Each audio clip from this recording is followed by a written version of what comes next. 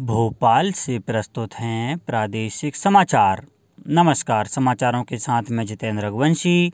पहले मुख्य समाचार। राष्ट्रपति रामनाथ कोविंद ने कल राष्ट्रपति भवन में एक अलंकरण समारोह के दौरान वर्ष 2020 के लिए पद्म पुरस्कार प्रदान किए। प्रधानमंत्री नरेंद्र मोदी ने पद्म पुरस्कार प्राप्त करने वालों को दी बधाई। रोजगार के लिए 31 मार्च तक के लक्ष्य निर्धारित कर कार्य योजना तैयार करें, कहा मुख्यमंत्री श्री शिवराज सिंह चौहान ने। उच्च शिक्षा मंत्री डॉक्टर मोहन यादव ने कहा कि मध्य प्रदेश भोज मुक्त विश्वविद्यालय में प्रवेश बढ़ाने के लिए एडमिशन प्रक्रिया को और सरल बनाने की आवश्यकता है।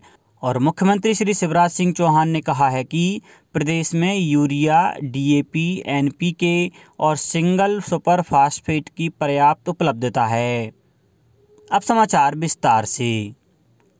राष्ट्रपति रामनाथ कोविंद ने कल राष्ट्रपति भवन में एक अलंकरण समारोह के दौरान प्रसिद्ध हस्तियों को वर्ष 2020 के लिए पद्म पुरस्कार प्रदान किए। पूर्व केंद्रीय मंत्री अरुण जेटली, जॉर्ज फर्नांडिस, सुषमा स्वराज और शास्त्रीय गायक सन्नू लाल मिश्रा को मरणोपरांत पद्म पुरस्कार से नवाजा गया। अरुण जेटली की पत्नी संगीता जेटली और सुषमा स्वराज की बेटी बांसुरी स्वराज ने राष्ट्रपति से यह सम्मान प्राप्त किया।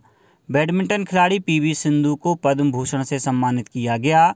जिन विभूतियों को पद्मश्री सम्मान से नवाजा गया है उनमें महिला हॉकी टीम की कप्तान रानी रामपाल, गायक अदनान सामी, भारतीय आयुर्विज्ञान अनुसंधान परिषद के पूर्व प्रमुख वैज्ञानिक doctor Raman Gangakhedkar, air marshal doctor Padma Bandopadhyay और अभिनेत्री कंगना रनौत शामिल हैं। सरकार ने 2020 में गणतंत्र दिवस की पूर्व संध्या पर 141 पद्म पुरस्कार देने की घोषणा की थी, जिसमें 7 पद्म विभूषण, 16 पद्म भूषण और 118 पद्मश्री पुरस्कार शामिल हैं। वर्ष 2021 के लिए पद्म पुरस्कार आज प्रदान किए जाएंगे। मुख्यमंत्री श्री शिवराज सिंह चौहान की पहल पर प्रदेश में 1 से 15 नवंबर तक राजस्व अभिलेखों में त्रुटियों को दूर करने के लिए प्राथमिकता के आधार पर शुद्धिकरण पखवाड़ा मनाया जा रहा है। इस मुहिम का उद्देश्य राजस्व अभिलेखों में भिन्नता के कारण दिन प्रतिदिन आम जनता को आने वाली परेशानियों को दूर करने के लिए अभिलेखों में पूरी गंभीरता से सुधार के कार्य को एक साथ पूरे प्रदेश में करना है। पखवाड़े में अब तक 33,06,664 अभिलेखों में विभिन्न प्रकार की त्रुटियों को सुधारा गया। अभिलेखों में त्रुटियों के कारण भूमि स्वामियों को शासन की विभिन्न योजनाओं का लाभ नहीं मिल पा रहा था। राजस्व एवं परिवहन मंत्री श्री गोविंद सिंह राजपूत ने बताया कि राजस्व अभिलेखों में क्षेत्रीय शब्दों के उपयोग के कारण एकरूपता नहीं रहती थी। साथ ही अभिलेख में भूस्वामी के प्रचलित नाम दर्ज होने और आधार कार्ड में वास्तविक नाम दर्ज होने के कारण भिन्नता रहती थी। इसके अलावा नामांतरण एवं बंटवारा प्रकरण में भी क्षेत्रीय कर्मचारियों को परेशानी आती थी। बैंक से ऋण प्राप्त करने, प्रधानमंत्री किसान एवं फसल बीमा जैसी महत्वपूर्ण योजनाओं का भी भूमिधारक लाभ नहीं ले पा रहे थे। प्रधानमंत्री नरेंद्र मोदी ने पद्म पुरस्कार प्राप्त करने वाले सभी लोगों को बधाई दी है। एक ट्वीट में श्री मोदी ने कहा कि उन्हें यह देखकर प्रसन्नता हुई कि जमीनी स्तर से जुड़े लोगों का जनहित कार्यों में उनके अनुकरणीय प्रयासों के लिए सम्मानित किया जा रहा है। उन्होंने कहा कि पद्म पुरस्कार पर्यावरण से लेकर उद्यम तक, कृषि से लेकर कला तक, विज्ञान से लेकर समाज सेवा और लोक प्रशासन से लेकर सिनेमा तक विभिन्न पृष्ठभूमि से जुड़े लोगों को दिए गए हैं। प्रधानमंत्री ने सभी पद्म पुरस्कार प्राप्त करने वाले प्रत्येक के बारे में जाने और उनसे प्रेरणा लेने का आग्रह भी किया। मुख्यमंत्री श्री शिवराज सिंह चौहान ने कहा है कि प्रदेश में 25 दिसंबर तक 100% पात्र लोगों को कोरोना वैक्सीन की दूसरी डोज लगाना सुनिश्चित किया जाए। जिन लोगों ने दूसरा डोज नहीं लगवाया है उन्हें चिन्हित कर उनका निश्चित समय सीमा में टीकाकरण सुनिश्चित करें। मुख्यमंत्री श्री चौहान ने कहा कि टीका नहीं लगवाना स्वयं के लिए तो खतरा है ही, परिजन और परिचितों के जीवन से भी खिलवाड़ है। मुख्यमंत्री श्री चौहान ने कहा कि प्रदेशवासियों में यह भाव विकसित करना होगा कि यदि हम टीकाकरण नहीं करवाते हैं तो हम अपनी बड़ी जिम्मेदारी से मुकर रहे हैं और यह शर्म की बात है। मुख्यमंत्री श्री चौहान ने कहा कि टीकाकरण के लिए जागरूकता के साथ साथ टोका टोकी का भी अभियान चलाना होगा। शासकीय लाभ लेने तथा शासकीय कार्य से आने वाले प्रत्येक व्यक्ति से दूसरा डोज लगवाने के संबंध में अवश्य पूछताछ की जाए। इस अभियान में पुलिस सहित राज्य सरकार के सभी विभाग सक्रिय भूमिका निभाएं। मुख्यमंत्री श्री चौहान मंत्रालय में कोविड वैक्सीनेशन की समीक्षा बैठक को संबोधित कर रहे थे। सभी जिलों के कमिश्नर और कलेक्टर वर्चुअली शामिल हुए। मुख्यमंत्री श्री शिवराज सिंह चौहान ने कहा है कि रोजगार से संबंध रखने वाले सभी विभाग 31 मार्च 2022 तक के लक्ष्य निर्धारित कर कार्य योजना तैयार करें। इसी तरह आगामी वर्ष का भी रोड मैप अभी से तैयार कर लिया जाए, जिससे प्रदेश में अधिकाधिक युवाओं के लिए रोजगार के अवसर सृजित हो सकें। मुख्यमंत्री श्री चौहान ने कहा कि रोजगार का क्षेत्र लोगों को उत्साह से भर देता है। मुख्यमंत्री श्री चौहान मंत्रालय में आत्मनिर्भर मध्य प्रदेश के रोड मैप अंतर्गत रोजगार समूह की समीक्षा बैठक कर रहे थे।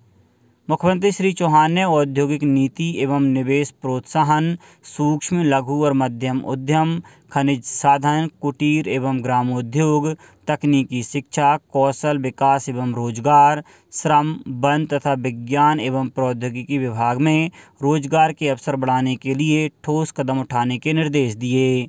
मुख्यमंत्री श्री चौहान ने कहा कि प्रदेश में सभी औद्योगिक प्रशिक्षण संस्थानों में विभिन्न गतिविधियों का संचालन बेहतर तरीके से किया जाना सुनिश्चित करें। प्रदेश में ग्लोबल स्किल पार्क सहित अन्य कौशल विकास एवं तकनीकी संस्थानों का निर्माण कार्य तेजी से पूरा किया जाए। स्टार्टअप एक्टिविटीज़ को बढ़ावा दिया जाए। रोजगार मेलों के माध्यम से अधिक बेरोजगार युवाओं को लाभ पहुंचाना सुनिश्चित करें। इंदौर और भोपाल में आईटी पार्क विकसित करने एवं रोजगार से संबंधित विभिन्न प्रस्तावों की समय समय पर समीक्षा की जाए और दिक्कतों को दूर किया जाए।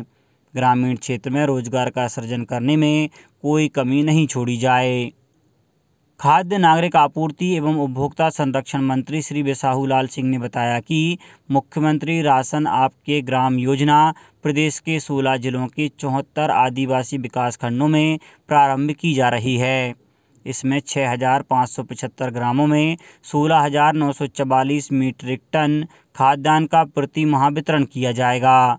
15 नवंबर को प्रधानमंत्री श्री नरेंद्र मोदी इस योजना का शुभारंभ करेंगे। शुभारंभ अवसर पर वे बड़वानी, बैतूल, डिंडोरी और मंडला जिलों में राशन वितरण के लिए 20 वाहनों की चाबी प्रतीकात्मक रूप से वितरित करेंगे। खाद्य मंत्री श्री सिंह मंत्रालय में विभिन्न गतिविधियों की समीक्षा कर रहे थे। उच्च शिक्षा मंत्री डॉक्टर मोहन यादव ने कहा कि मध्य प्रदेश भोज मुक्त विश्वविद्यालय दूरस्थ शिक्षा पद्धति से संचालित प्रदेश का एकमात्र शासकीय विश्वविद्यालय है। इसमें अपेक्षानुसार प्रवेश बढ़ाने के लिए एडमिशन प्रक्रिया को और सरल बनाने की आवश्यकता है। मंत्री डॉक्टर यादव मंत्रालय में भोज मुक्त विश्वविद्यालय की GER बढ़ाने पर चर्चा कर रहे थे। मंत्री डॉक्टर मोहन यादव ने कहा कि दूरस्थ शिक्षा पद्धति से संचालित की जा रही भोज विश्वविद्यालय की जानकारी ग्रामीण स्तर पर भी हो, इसके लिए प्रचार प्रसार करें। उन्होंने कहा कि मुक्त विश्वविद्यालय द्वारा 580 अध्ययन केंद्रों को बढ़ाकर 1000 किया जाए, इसके लिए अभियान चलाएं। डॉक्टर यादव ने कहा कि उच्च शिक्षा विभाग द्वारा स्वीकृत पाठ्यक्रमों से जोड़ने का प्रयास करें। सभी 52 जिलों में उच्च शिक्षा विभाग के प्लेसमेंट अधिकारी मुक्त विश्वविद्यालय के लिए नोडल अधिकारी के रूप में कार्य करेंगे। वे जिला और पंचायत स्तर पर बैठक कर मुक्त विश्वविद्यालय के सकारात्मक पहलू और इसके फायदों के बारे में जानकारी देंगे। मुख्यमंत्री श्री शिवराज सिंह चौहान ने कहा है कि प्रदेश में यूरिया, DAP, NPK और सिंगल सुपर फास्फेट की पर्याप्त उपलब्धता है। भारत सरकार द्वारा भी लगातार रैक भेजे जा रहे हैं। सभी किसानों को आवश्यकता अनुसार उर्वरक उपलब्ध होगा। मुख्यमंत्री श्री चौहान ने कहा कि यह सुनिश्चित किया जाए कि जिले में पैक्स तथा प्राइवेट रिटेलर पॉइंट्स अधिक से अधिक संख्या में चालू रहें। रिटेलर पॉइंट्स पर गत वर्ष के विक्रय के अनुसार प्रतिमाह खाद पहुंचाना सुनिश्चित किया जाए। सोसाइटियों के माध्यम से किसानों को खाद उपलब्ध कराएं, जिससे मार्कफेड के डबल लॉक पर अधिक भीड़ न लगे। सभी विक्रय POS के माध्यम से हों। मुख्यमंत्री श्री चौहान मंत्रालय में रबी 2021-22 के लिए प्रदेश में उर्वरक व्यवस्था की समीक्षा कर रहे थे। कृषि मंत्री श्री कमल पटेल बैठक में वर्चुअली सम्मिलित हुए।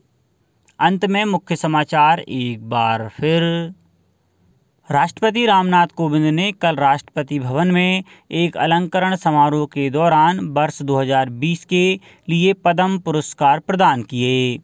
प्रधानमंत्री नरेंद्र मोदी ने पद्म पुरस्कार प्राप्त करने वालों को दी बधाई। रोजगार के लिए 31 मार्च तक के लक्ष्य निर्धारित कर कार्य योजना तैयार करें, कहा मुख्यमंत्री श्री शिवराज सिंह चौहान ने। उच्च शिक्षा मंत्री डॉक्टर मोहन यादव ने कहा कि मध्य प्रदेश भोज मुक्त विश्वविद्यालय में प्रवेश बढ़ाने के लिए एडमिशन प्रक्रिया को और सरल बनाने की आवश्यकता है। और मुख्यमंत्री श्री शिवराज सिंह चौहान ने कहा है कि प्रदेश में यूरिया, DAP, NPK और सिंगल सुपर फास्फेट की पर्याप्त उपलब्धता है। इस बुलेटिन में इतना ही। घर पर रहिए, सुरक्षित रहिए और सुनते रहिए प्रादेशिक समाचार। नमस्कार।